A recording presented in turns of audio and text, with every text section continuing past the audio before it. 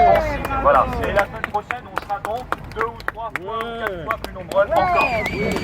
Alors, moi je sors, j'ai pas grand chose à vous raconter parce que je sors d'une visio là, avec Castex et Véran. C'est pour ça que je suis un peu en retard. Alors, ils n'ont pas grand chose à nous dire, si ce n'est que c'est comme les dents de la mer, il y a eu le 1, il y a eu le 2, bah là, il y a le 3 qui arrive.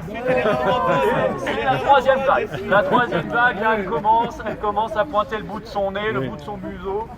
Et la troisième vague, donc, à mon avis, c'est le prochain coup, c'est ça.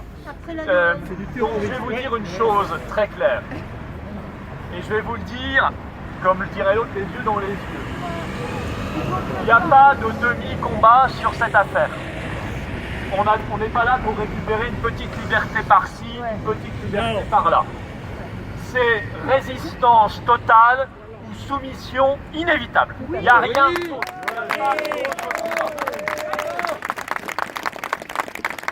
C'est liberté totale tout de suite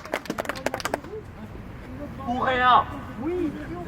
Et donc nous devons réclamer la liberté, la liberté, la liberté.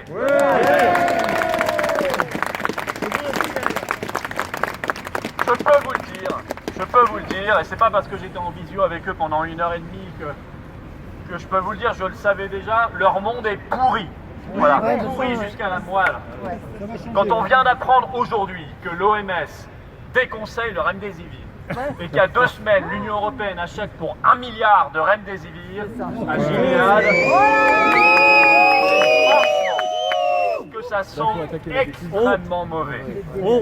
Et quand la même Union Européenne est en train de gérer les futurs vaccins, parce que c'est l'Union Européenne qui gère tout ça, ça sent également extrêmement mauvais.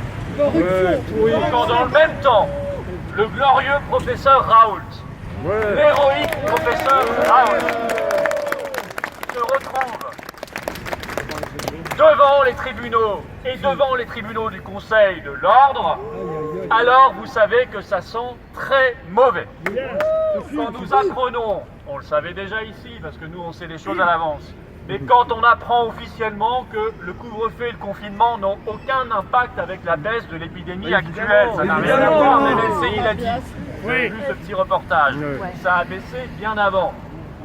Ça veut dire qu'on casse le pays, on casse nos commerces, on casse la culture, on casse les restaurants, on casse le moral des gens, on casse nos libertés pour rien. Pour rien.